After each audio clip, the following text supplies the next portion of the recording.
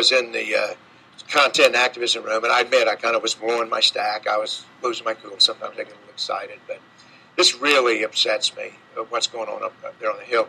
Let's take Senator Cornyn to start off with.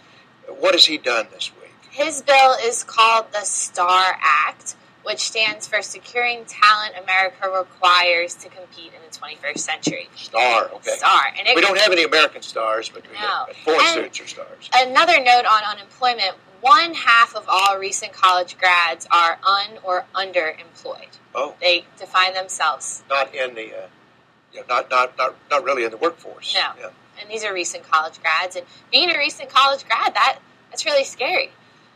But the STAR Act is S3185, and it creates 55,000 new green cards for foreign students that graduate with a master's or PhD in a STEM education. And people, our viewers are probably starting to get used to the STEM, but on Capitol Hill now, STEM is everything. It's all STEM. STEM.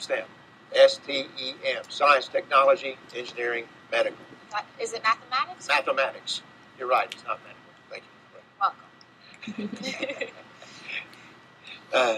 Yes, and it also, if these 55,000 green cards don't go all used in 1 year, they can be transferred over to the next year. So we could see even more than 55,000 increase in a year.